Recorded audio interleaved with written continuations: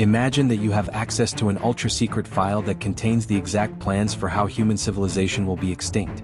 Imagine that this file was not created by scientists, military personnel, or governments, but by someone who had direct access to the backstage of reality, someone who saw the end of history before it even began. This file exists. It was written 2,000 years ago by a man named John, and it contains the most precise, most detailed, and most terrifying description of how our civilization will come to an end. These are not theories. These are not speculations. These are specific instructions, an exact sequence of events that will lead to the total collapse of everything we know as human reality. This prophecy is so precise that it predicted technologies that were only invented in the 21st century. It described global control systems that only became possible with the internet. It foresaw forms of destruction that only became real with nuclear weapons. And it revealed a sequence of events that is unfolding exactly as described at this very moment before our eyes. In the next 30 minutes, I will show you not only what this prophecy reveals about the end of the world, but I will prove to you that we are already living through the initial stages of this apocalyptic sequence. I will show you how apparently disconnected events, global pandemics, economic collapse, extreme climate phenomena, increase in religious conflicts, emergence of control technologies, are actually pieces of a cosmic puzzle that is assembling exactly as prophesied. But here's what chills me most about this prophecy. It doesn't end only with destruction. It reveals something that will emerge from the ashes of current civilization. Something that will simultaneously be the greatest hope and the greatest terror that humanity has ever experienced. If you want to continue living in the illusion that the world is evolving towards something better, stop watching now. If you prefer to believe that humanity will solve its problems through technology and progress, this video will destroy that fantasy. Because what you're about to discover is that there is a plan being executed, a timeline being followed, a sequence of events that will culminate in the end of everything we consider normal. Prepare yourself to learn about the most precise prophecy about the end times ever recorded. The most specific prophecy about the end of the world is recorded in Revelation 20, and it begins with an image that should make any person serious about life stop everything and pay attention. And I saw a great white throne, and him that sat on it, from whose face the earth and the heaven fled away, and there was found no place for them. Think about the magnitude of this image. Physical reality itself, earth and heaven, could not continue existing in the presence of this absolute purity. It's not that they were violently destroyed, they simply fled, as if physical matter itself were incapable of coexisting with this perfect holiness. And I saw the dead, small and great, stand before God, and the books were opened, and another book was opened, which is the book of life, and the dead were judged out of those things which were written in the books, according to their works. This is the description of the most democratic event in human history. Kings and beggars, billionaires and homeless, geniuses and simple people, all in the same line, all subject to the same criteria, all judged by the same evidence. But here's the detail that haunts me: multiple books were opened. This indicates that each human life generated enough documentation to fill entire volumes. Every word, every action, every thought, every motivation, all recorded with absolute precision. The book of life was separate from the other books. This contained only names, the names of those who had made a specific choice during their earthly lives. And whosoever was not found written in the book of life was cast into the lake of fire. The language is clinically precise. There is no description of debate, negotiation, or appeal. It's a simple matter of verification. The name is in the book or it isn't, tentar novamenti. But before this final judgment, John saw something that explains how the current world will come to an end. Not through a sudden catastrophe, but through a systematic dissolution of the very structure of reality itself. And first John saw the holy city, New Jerusalem, coming down from God out of heaven, prepared as a bride adorned for her husband. A city descending from heaven. Not a city built on earth, but a city that exists in a different dimension, operating under different physical laws, inhabited by beings who have transcended the limitations of current material existence. And I heard a great voice out of heaven saying, Behold, the tabernacle of God is with men, and he will dwell with them, and they shall be his people, and God himself shall be with them and be their God. This is the description of a reality where the separation between divine and human is removed, where God is no longer a distant religious concept, but a tangible physical presence. And God shall wipe away all tears from their eyes, and there shall be no more death, neither sorrow nor crying, neither shall there be any more pain, for the former things are passed away. The former things, our current reality, are described as having passed away. Not reformed, not improved, not evolved. Passed away. Replaced by something fundamentally different. And he that sat upon the throne said, Behold, I make all things new. All things. Not just some things, not just the bad things. Everything, physics, biology, psychology, sociology, the very structure of existence, would be recreated from the foundation. But if you think this cosmic transformation will be a gradual and peaceful process, you are completely wrong. What I'm going to show you now is the specific sequence of events that will lead to the collapse of our current civilization. It's a progression so logical, so inevitable, so perfectly orchestrated, that when you understand the pattern, you will recognize that we are already several stages into this sequence. And what's most terrifying is that there is no way to stop or reverse this process once it has begun. John saw that before the final transformation, there would be one last attempt by rebellious humanity to resist the divine plan. This resistance would be led by forces that the prophecy identifies with specific names. And when the 1,000 years are expired, Satan shall be loosed out of his prison, and shall go out to deceive the nations which are in the four quarters of the earth, Gog and Magog, to gather them together to battle, the number of whom is as the sand of the sea. Gog and Magog. These are not random names. In Ezekiel's prophecy, Gog is described as the prince of Meshech and Tubal regions that correspond geographically to modern Russia. Magog is associated with the nations of the north and east. The prophecy describes a final coalition of nations that will unite against the divine plan. The number of these resistors is as the sand of the sea, indicating it will be the majority of the world's population. And they went up on the breadth of the earth, and compassed the camp of the saints about, and the beloved city, and fire came down from God out of heaven and devoured them. The last world war will not be a prolonged battle with complex strategies. It will be a quick and decisive confrontation where literal fire will descend from heaven and consume the rebel armies. But here's what keeps me up at night.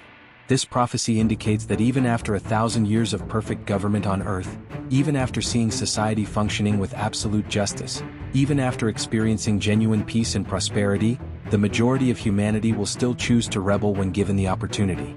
This reveals something terrifying about human nature, our capacity to rationalize rebellion even against obvious beneficence. Here's the English translation. But to understand how the world will really end, we need to understand what will happen to all the humans who have already died throughout history. And I saw thrones, and they sat upon them, and judgment was given unto them. And I saw the souls of them that were beheaded for the witness of Jesus, and for the word of God, and which had not worshipped the beast, neither his image, neither had received his mark upon their foreheads, or in their hands. And they lived and reigned with Christ 1,000 years. This is the description of the first resurrection. Not a symbolic or spiritual resurrection, but a literal physical resurrection of specific people who had died under specific circumstances. But the rest of the dead lived not again until the 1,000 years were finished. This is the first resurrection. 2 resurrections. The first resurrection will include only those who chose to suffer and die rather than submit to the beast system. These will reign with Christ for 1,000 years. And when the 1,000 years are expired, Satan shall be loosed out of his prison. And I saw the dead, small and great, stand before God. The second resurrection will include all the others who have died in human history. Billions of people from all ages, cultures and social conditions, all resurrected simultaneously to face final judgment. Think about the logistics of this operation. Every person who has ever lived and died being physically reconstituted, maintaining their memories, personalities, and ability to understand what is happening. But if you think universal resurrection and final judgment are the most shocking events in this prophecy, you haven't yet seen the most terrifying part. What I'm going to show you now is the specific fate of those who don't pass the final judgment. It's a description so precise, so final, so devastating, that theologians throughout the centuries have tried to soften or reinterpret these words. But the text is crystal clear, and what it reveals about the eternal destiny of the majority of humanity will shake your deepest convictions about justice, mercy, and the nature of reality. And death and hell were cast into the lake of fire. This is the second death. And whosoever was not found written in the book of life was cast into the lake of fire. John saw that even death, the abstract concept of mortality, would be destroyed. The lake of fire was not just a place of punishment, it was a place where fundamental concepts of current reality would be annihilated. But here's the detail that haunts me. Those who were cast into the lake of fire did not cease to exist. They experienced the second death, a type of death that doesn't end with non-existence, but with a form of existence separated from the source of life.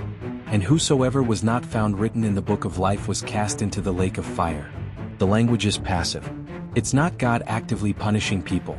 It's a natural consequence of choices made during earthly life. Like a cosmic suicide, people voluntarily choosing to separate themselves from the source of life and discovering that this separation has eternal consequences. John had previously seen that the beast was taken, and with him the false prophet that wrought miracles before him. These both were cast alive into a lake of fire burning with brimstone. The beast and the false prophet were cast into the lake of fire before the final judgment. And when John saw the final judgment 1,000 years later, he observed, "And the devil that deceived them was cast into the lake of fire and brimstone, where the beast and the false prophet are, and shall be tormented day and night forever and ever." Where are present indicative. After 1,000 years in the lake of fire, the beast and the false prophet still existed, were still conscious, still experiencing the consequences of their choices. This indicates that the lake of fire is not annihilation, but eternal existence in a state of separation from the source of life, love, peace, hope. Here's the English translation.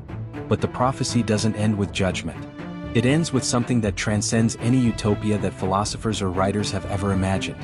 "And I saw a new heaven and a new earth, for the first heaven and the first earth were passed away, and there was no more sea." A new heaven and a new earth. Not a reformed or restored earth, but a new creation operating under different physical laws. And there was no more sea. The sea in biblical symbolism represents chaos, separation, danger.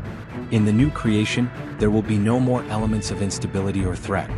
And 1 John saw the holy city, New Jerusalem, coming down from God out of heaven, prepared as a bride adorned for her husband.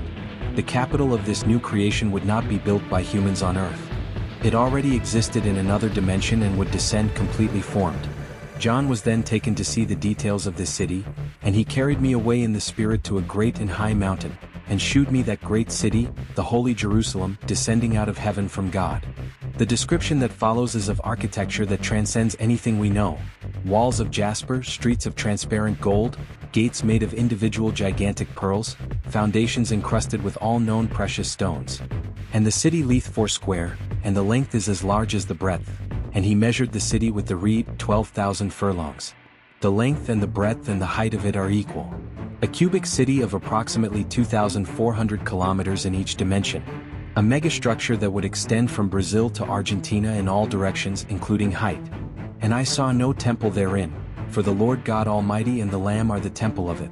And the city had no need of the sun, neither of the moon to shine in it, for the glory of God did lighten it, and the Lamb is the light thereof. No temples, because the entire city would be a temple. No sun or moon, because divine presence itself would provide constant illumination. But here's the most important detail of this entire prophecy about the end of the world. It's not automatic. There is a specific condition for participating in this new creation. "And there shall in no wise enter into it anything that defileth, neither whatsoever worketh abomination or mocketh a lie, but they which are written in the Lamb's book of life." Only those whose names are in the book of life. But how does a name get into that book? John had written previously, "He that overcometh shall inherit all things, and I will be his God, and he shall be my son. But the fearful and unbelieving, and the abominable, and murderers, and whoremongers, and sorcerers, and idolaters, and all liars, shall have their part in the lake which burneth with fire and brimstone, which is the second death." He that overcometh. Overcome what? The temptations to follow corrupt systems, the pressure to conform to popular lies, the seduction of placing temporal things above eternal truths. The prophecy reveals that the end of the world is not an event that happens to us, but a process in which we participate through our daily choices. This prophecy predicted exactly how the world will end, not through environmental catastrophe, nuclear war, or economic collapse, although these things may be part of the process. The world will end through a final division of humanity into 2 categories: those who chose truth over convenience and those who preferred comfortable lies. The end of the world is not the end of existence.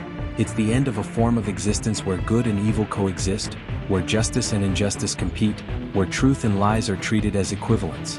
The question this prophecy forces us to face is not when the world will end, but how we want our individual existence to end when that moment arrives.